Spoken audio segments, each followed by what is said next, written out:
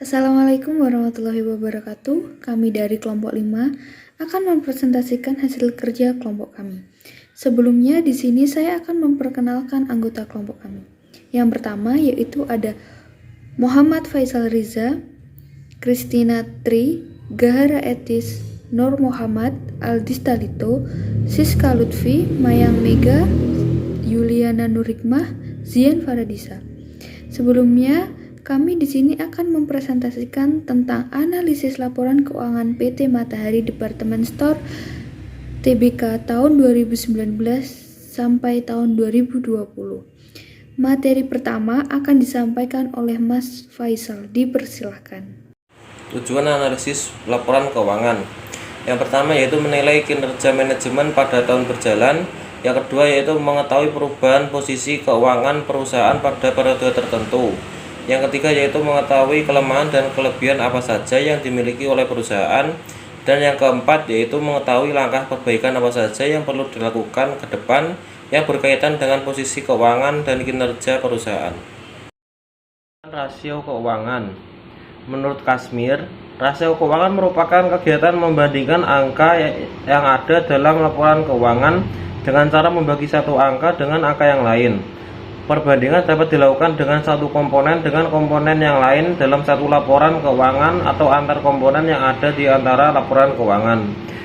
Dengan jalan membandingkan dua buah variabel yang diambil dari laporan keuangan perusahaan, baik daftar neraca maupun laba atau rugi. Rasio aktivitas digunakan untuk mengukur keefektifan atau efisiensi perusahaan dalam menggunakan aktiva-aktiva yang dimilikinya. Terdapat 5 jenis rasio yang ada di sini. Yang pertama ada account receivable turnover. Adalah rasio ini digunakan untuk mengukur efektivitas pengelolaan piutang. Selanjutnya ada inventory turnover. Rasio ini digunakan untuk menggambarkan likuiditas perusahaan. Yang ketiga ada working capital turnover. Adalah rasio aktivitas yang mengukur hubungan antara penjualan dengan jumlah modal kerja rata-rata. Yang keempat ada fixed asset turnover. Rasio ini digunakan untuk melihat sejauh mana perusahaan dapat menghasilkan penjualan dengan aktiva tetap yang dimiliki. Dan yang terakhir ada total asset turnover. Hampir sama dengan rasio perputaran aktiva tetap, hanya saja yang membedakan adalah pada perhitungan kali ini. Yang dihitung adalah total aktiva yang dimiliki perusahaan. Yang kedua ada total debt to equity ratio. Digunakan untuk mengukur hutang yang dimiliki dengan modal sendiri. Dan rasio yang terakhir adalah rasio profitabilitas. Digunakan untuk mengukur kemampuan perusahaan dalam menghasilkan keuntungan untuk perusahaan. Terdapat 3 macam rasio, yaitu yang pertama gross profit margin, yaitu membandingkan laba kotor dengan penjualan. Semakin besar persentase atau rasionya, artinya semakin baik kondisi keuangan perusahaan. Yang kedua adalah return on equity atau ROE. Rasio ini digunakan untuk mengukur kemampuan perusahaan memperoleh laba yang tersedia bagi pemegang saham perusahaan. Dan yang terakhir adalah return on asset atau ROA. Digunakan untuk mengukur kemampuan perusahaan dalam menghasilkan laba dengan semua aktiva atau aset yang dimilikinya. Profil perusahaan PT Matahari Departemen Store berdiri pada tahun 1958 dengan membuka gerai pertamanya berupa toko fashion anak-anak di daerah Pasar Baru, Jakarta. Matahari melangkah maju dengan membuka departemen store modern pertama di Indonesia pada tahun 1972. Sejak itu, Matahari telah menjadikan dirinya sebagai merek asli nasional. Sampai saat ini, mengoperasikan 153 gerai yang tersebar di 76 kota di seluruh Indonesia, dan telah mengembangkan kehadirannya dalam dunia online melalui matahari.com. Berikut adalah laporan posisi keuangan PT Matahari Departemen Store. Laporan laba rugi Matahari Departemen Store TBK tanggal 31 Maret 2020. Penjualan dan pendapatan usaha seperti di bawah. Beban pokok penjualan dan pendapatan seperti di bawah. Jumlah laba kotor seperti di bawah. beban penjualan seperti di bawah, beban umum dan administrasi seperti di bawah, pendapatan keuangan seperti di bawah, beban keuangan seperti di bawah ini, keuntungan atau kerugian selisih kurs mata uang asing seperti di bawah, bagian atas laba atau laba rugi entitas Ventura bersama yang dicatat menggunakan metode equi seperti di bawah, pendapatan lainnya seperti di bawah, beban lainnya seperti di bawah, keuntungan atau kerugian lainnya seperti di bawah, jumlah laba rugi sebelum pajak penghasilan pendapatan beban pajak seperti di bawah, jumlah laba rugi dari operasi yang dilanjutkan seperti di bawah, jumlah laba rugi seperti di bawah, jumlah laba rugi komprehensif seperti di bawah, laba rugi yang dapat diatribusikan seperti di bawah, laba rugi yang dapat diatribusikan ke entitas induk seperti di bawah, laba rugi yang dapat diatribusikan ke kepentingan non pengendali seperti di bawah, laba rugi komprehensif yang dapat diatribusikan seperti di bawah, laba rugi komprehensif yang dapat diatribusikan ke entitas induk seperti di bawah, laba rugi yang dapat diatribusikan ke kepentingan non pengendali seperti di bawah, laba rugi per saham seperti di bawah. 1. Rasio likuiditas. Current rasio rumus total aset lancar dibagi total liabilitas lancar kali 100%. Contoh 3,777,706 dibagi 4.314.496 dikali 100% sama dengan 0,87.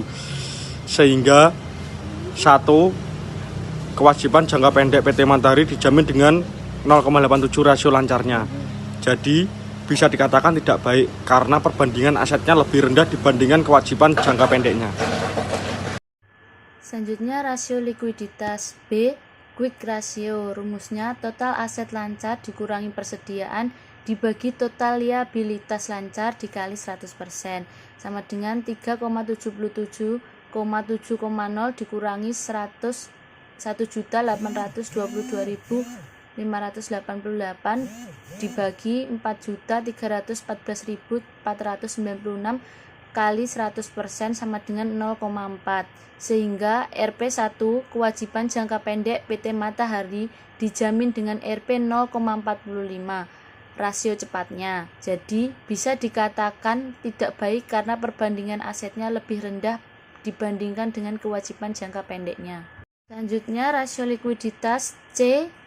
Cash ratio dengan rumus kas plus setara kas dibagi total liabilitas lancar dikali 100% sama dengan 1,458,5598 dibagi 4314496 kali 100% sama dengan 0,33. Sehingga RP1 kewajiban jangka pendek PT Matahari dijamin dengan RP 0,33 rasio cepatnya. Jadi bisa dikatakan kurang baik karena perbandingan asetnya lebih rendah dibandingkan kewajiban jangka pendeknya. 1. Rasio likuiditas. D. Net working capital. Rumusnya aset lancar dikurangi liabilitas lancar dibagi total aset dikali 100% sama dengan 3,777,706 dikurangi 4,314,496 dibagi 9,216,040 dikali 100% sama dengan negatif 0,05. Sehingga RP1 kewajiban jangka pendek PT Matahari dijamin dengan RP negatif 0,05 modal kerja bersihnya. Jadi bisa dikatakan kurang baik karena perbandingan asetnya lebih rendah dibandingkan kewajiban jangka pendek dan akan mengalami masalah likuiditas. 2. Rasio aktivitas. A. Account receivable turnover. Rumusnya penjualan dibagi piutang rata-rata dikali 100% sama dengan 1,549,172 dibagi 48,783,5 dikali 100% sama dengan 31 kali. Jadi dari rasio ini bisa dikatakan perusahaan dalam keadaan baik atau sehat karena sesuai dengan standar industri perputaran piutang yaitu 31 kali. Selanjutnya, saya akan menjelaskan inventory turnover. Rumusnya, penjualan dibagi persediaan rata-rata dikali 100%, sama dengan 1,549,175 dibagi 1,460,552 dikali 100% sama dengan 1 kali. Jadi persediaan barang dagang diganti sebanyak 1 kali pada tahun 2020. Maka dapat disimpulkan bahwa perusahaan dalam keadaan tidak baik karena perusahaan belum efektif dalam mengendalikan persediaannya. Yang selanjutnya, working capital turnover. Rumusnya penjualan dibagi rata-rata aset lancar dikali 100% sama dengan 1,549,175 dibagi 3,263,243,5 dikali 100% sama dengan 0,47 kali. Sehingga setiap Rp1 aset lancar turut berkontribusi menciptakan 0,47 penjualan saja.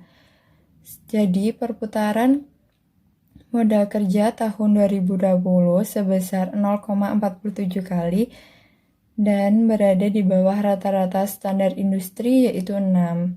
Maka kinerja keuangan perusahaan berada dalam keadaan yang kurang baik. Selanjutnya, fixed asset turnover.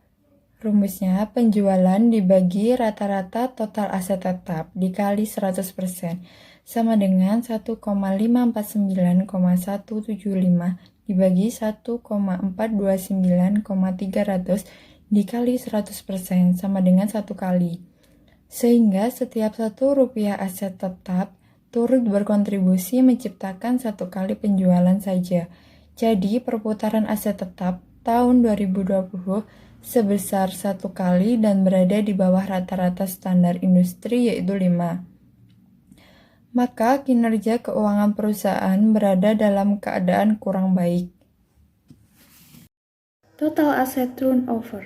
Rumusnya penjualan dibagi rata-rata total aset dikali 100%.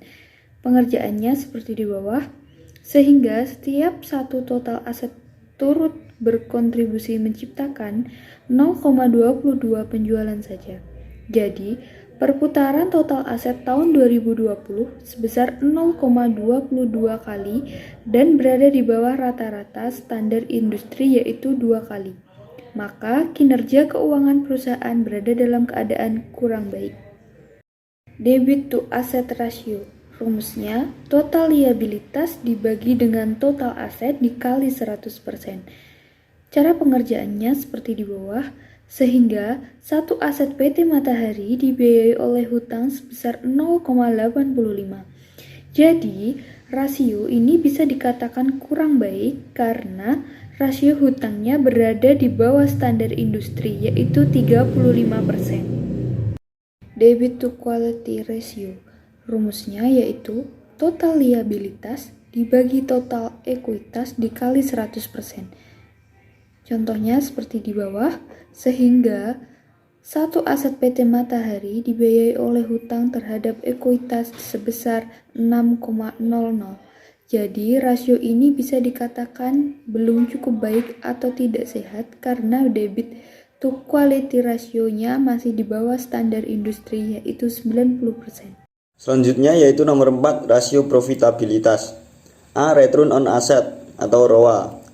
Rumus laba bersih dibagi total aset dikali 100% sama dengan 93.954 dibagi 9.216.040 rupiah dikali 100% sama dengan 0,01.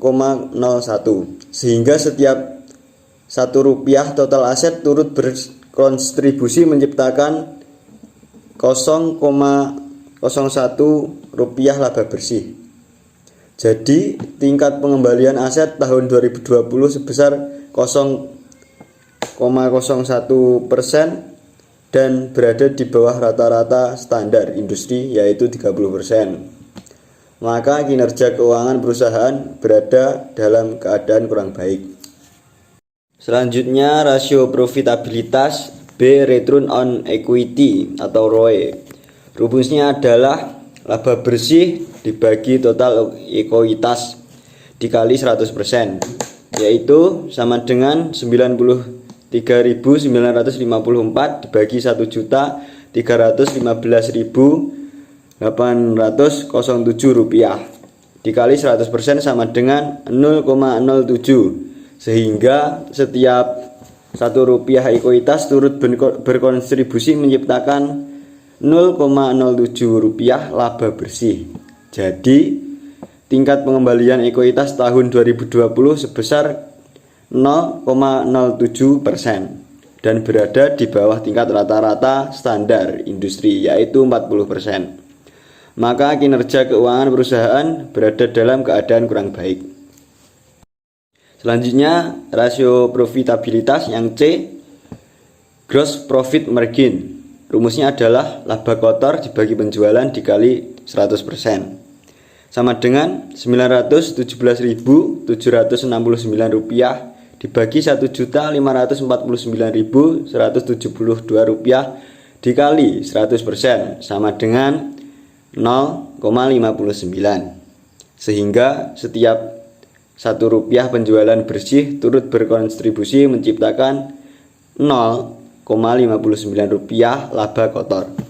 Jadi margin laba kotor tahun 2020 sebesar 0,59% dan berada di bawah tingkat rata-rata standar industri, yaitu 30%. Maka kinerja keuangan perusahaan dalam keadaan kurang baik.